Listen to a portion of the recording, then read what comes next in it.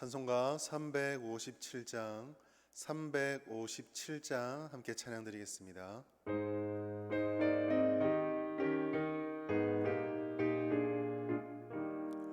주 믿는 사람 일어나 다 힘을 합하여 이 세상 모든 마귀를 다 쳐서 멸하세. 저 앞에 오는 적군을 다 싸워 이겨라. 주 예수 믿는 힘으로 온 세상 이기네. 믿음이 이기네. 믿음이 이기네. 주 예수를 믿음이 온 세상 이기네. 온 인류 마귀 괴율로 큰 죄에 빠지니 진리로 띠를 띠고서 늘 기도드리세. 참 믿고 의지하면서 겁없이 나갈 때 주 예수 믿는 힘으로 온 세상 이기네. 믿음이 이기네. 믿음이 이기네. 주 예수를 믿음이 온 세상 이기네. 끝까지 이긴 자에게 흰 옷을 입히고 또 영생 복을 주시니 참 기쁜 일일세.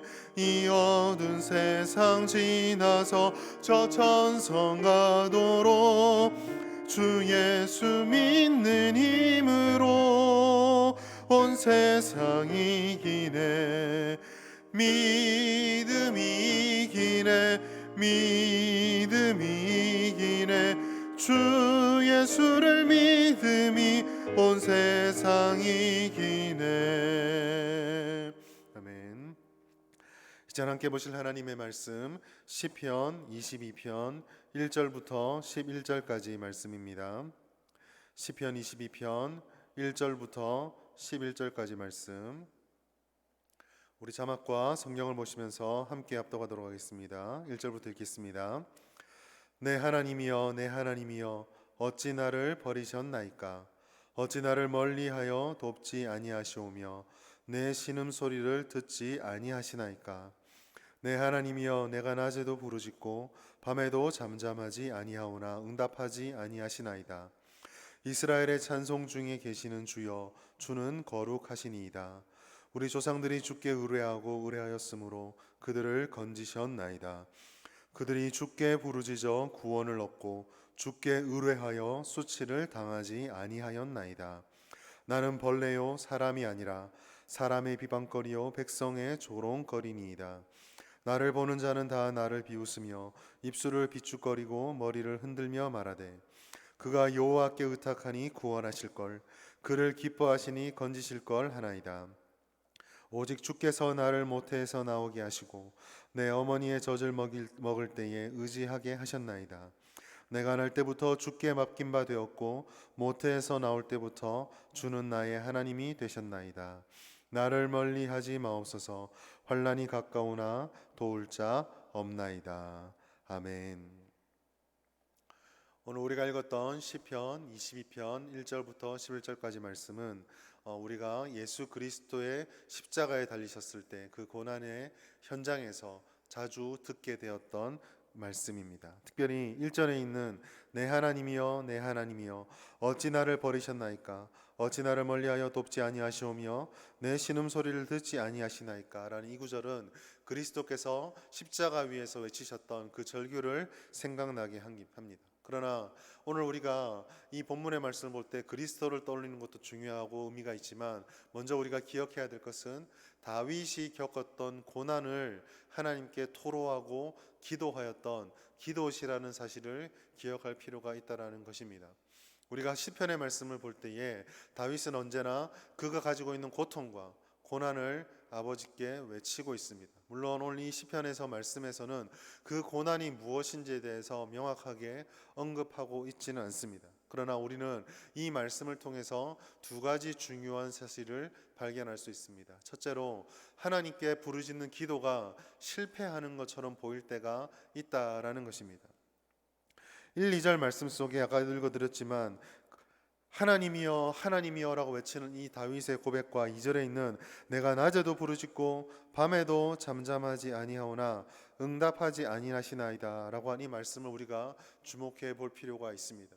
하나님과 친밀한 교제를 나누었던 예수 그리스도이십니다. 그러나 그 그리스도께서 십자가 위에 달리셨을 때 그가 느꼈던 것은 하나님과의 친밀한 교제가 아니라 죄와 함께 할 수 없으셔서 철저하게 침묵하시는 하나님이셨습니다. 즉 그리스도는 십자가 위에서 하나님의 돌보심을 느꼈던 것이 아니라 하나님으로부터 단절되었고 하나님이 버리신 것만 같은 절망과 좌절을 경험하게 되었다라는 것입니다.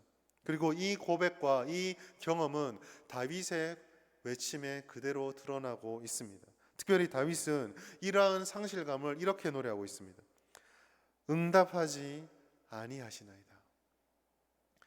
신앙생활을 하며 예수를 믿는 우리들에게 가장 큰 힘과 위로가 되는 것은 아버지께 기도할 수 있고 하나님께서 응답해 주실 것이다라는 믿음과 확신입니다. 그러나 다윗은 낮에도 부르짖고 밤에도 부르짖으며 항상 하나님 앞에 잠잠하지 아니하였다. 즉 우리식으로 표현하면 쉬지 않고 기도하였지만 그 기도가 응답되지 않았다라고 말씀하고 있는 것입니다. 이것은 우리들에게 큰 의미가 있습니다. 열심을 다해서 기도한다 해도 우리의 믿음이 부족해서가 아니라 이 땅을 살아가며 우리의 기도 가운데 때로는 응답받지 못하는 기도처럼 좌절과 상실감을 우리에게 주는 고난이 있다라고 하는 것이죠. 특별히 다윗이 더 힘들었던 것은 이와 같은 응답받지 못하는 거절감과 상실감이 거기서 그친 것이 아니라는 점에 있습니다. 6절과 8절 말씀 보시면 그 고난 속에 부르짖고 아파하는 다윗을 바라보며 주변 대적들이 그를 향한 보여주었던 반응들이 나타납니다. 조롱하고 비웃고 놀리고 심지어 그들의 그러한 모습들 때문에 다윗이 느꼈던 것은 나는 하나님께 영광 돌리지 못하는 쓸모없는 존재구나. 열심히 기도했지만 내 믿음의 결실이 이렇게 없구나. 내가 하나님 앞에 도대체 무엇을 자랑할 수 있을까? 라고 말할 수 있는 그런 상실과 두려움, 아픔들이 있었다라는 것이죠. 주님의 약속을 믿었지만 그 약속이 현실 속에 일어나지 않는 것만 같습니다. 주님께 열심을 다해 부르짖었지만 약속의 말씀이 응답되지 않는 것 같은 그런 괴리와 차이가 발생하게 되었다는 것이죠. 이렇게 보면 사실 다윗이 여기서 느끼고 있는 정말 큰 고통은 내 대적이 나를 둘러싸고 있다라고 하는 그런 어려운 환경에 끝나지 않습니다. 그가 정말 힘들고 더 고통스러웠던 것은 하나님조차도 우리들에게 아무 응답을 주지 않는구나. 하나님조차도 나를 돌보지 않는구나 라고 하는 영적인 문제다라는 것을 발견하게 됩니다. 이와 같은 상황이 왜 발생해야 될까요? 솔로몬은 전도서에서 이와 같은 일이 발생하는 이유를 이렇게 고백하고 있습니다. 전도서 11장 5절 말씀 보면 바람의 길이 어떠함과 아이 벤 자의 태에서 뼈가 어떻게 자라는지를 내가 알지 못한 같이 만사를 성취하시는 하나님의 일을 내가 알지 못하느니라 라고 말하고 있습니다. 무슨 말입니까? 하나님의 온전하심과 하나님의 일하심을 우리가 온전히 깨닫지 못한다라고 하는 것이죠. 그가 언제 역사하실지, 어떻게 우리들을 돌보실지, 그 하나님의 시간표와 하나님의 방법을 다 깨닫기에는 우리가 연약하고 우리가 한계가 있어서 그러한 차이에서 발생하는 어려움이 우리에게 있다라고 하는 것입니다. 자, 그렇다면 우리가 고민해야 될 것은 바로 여기에 있습니다. 하나님께서는 언제나 완전하시고 항상 동일하신데 우리는 어쩔 수 없이 그걸 알 수 없다라고 한다면 이와 같은 아픔을 그냥 운명처럼 받아들이고 인생은 그저 그런 거야 라고 하면 살면 되는 것입니까? 아프면 아픈 대로, 힘들면 힘들 대로 그냥 운명처럼 받아들이는 무기력함이 우리의 본질의 모습입니까? 그렇지 않습니다.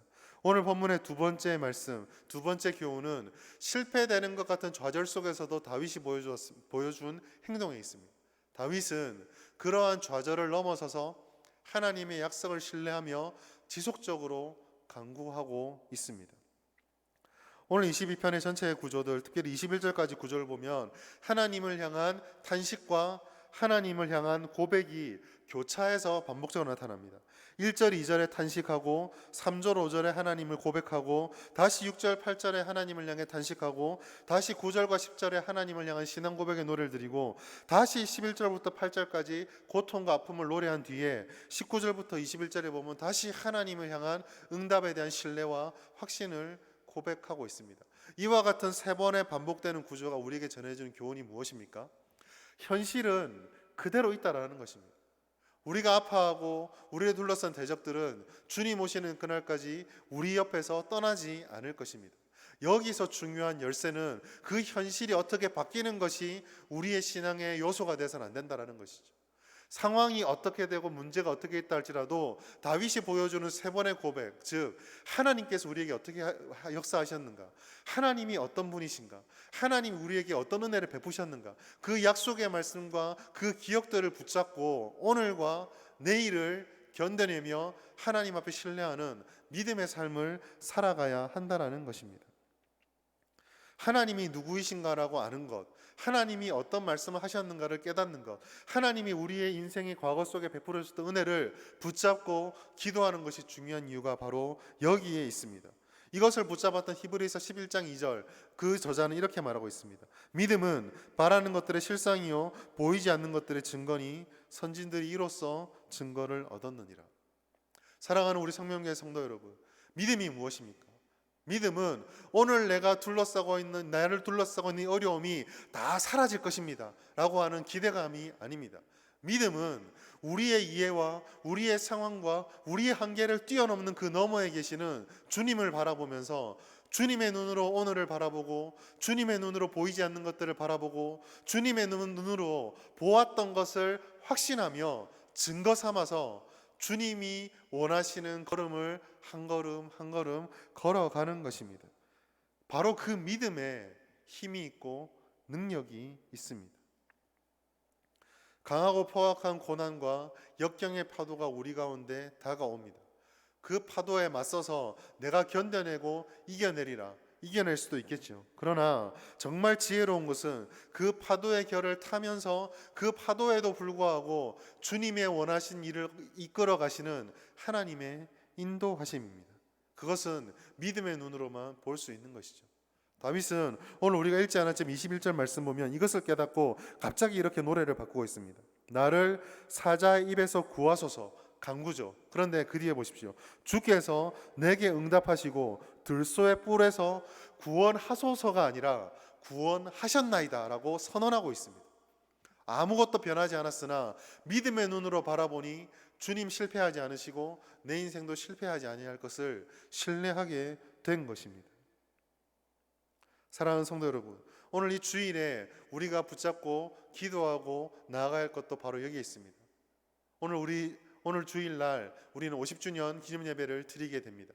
성명계 50주년, 우리가 계획하고 우리가 예측하고 달려오지 않았으나 주님께서 여기까지 이끌어 주셨던 것처럼 우리의 모든 인생, 앞으로의 삶도 우리 교회 역사도 하나님께서 마치 파도를 타는 어린아이처럼 우리의 인생을 이끌어가게 되실 것입니다. 그러나 실망하지 않을 것은 하나님께서는 그의 자녀들에게 좋은 것을 주시는 아버지, 우리에게 응답하시고 들소의 뿔에서 구원하실 아버지이시다는 사실입니다. 오늘 약속의 말씀을 기억하시면서 주님께 끝까지 부르짖고 하나님의 믿음의 삶을 걸어갈 수 있는 우리 모든 성도님 될 수 있기를 주의 이름으로 축원합니다.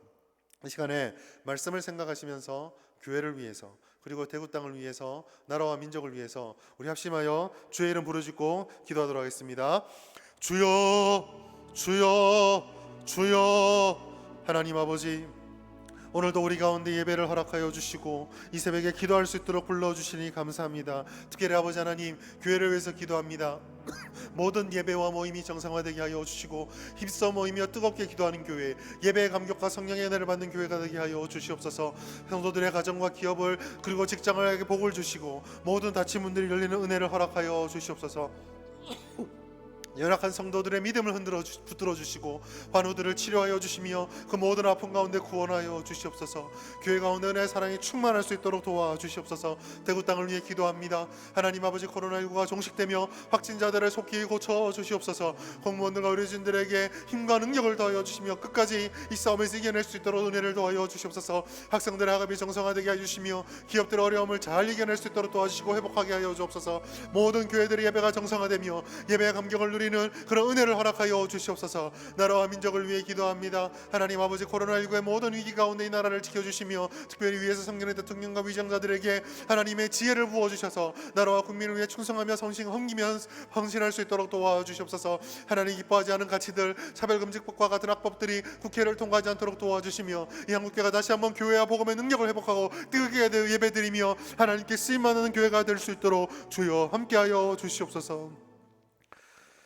하나님 아버지, 어떤 역경과 시험 속에서도 주님 가운데 믿음을 가지고 살아가는 교회가 되게 하여 주시며 하나님 아버지, 우리 가운데 주님의 은혜를 더하여 주시옵소서. 교회와 나라와 민족을 위해 기도한 우리 기도를 응답하여 주시옵소서. 감사를 드리며 이 모든 말씀 나사렛 예수 그리스도 이름으로 간절히 믿으며 기도드리옵나이다. 아멘. 사랑하는 성도 여러분, 오늘도 하나님 은혜 가운데 예배드리며 하나님과 동행하는 삶을 살아가는 귀한 시간 될 수 있기를 주님의 이름으로 축원합니다. 감사합니다.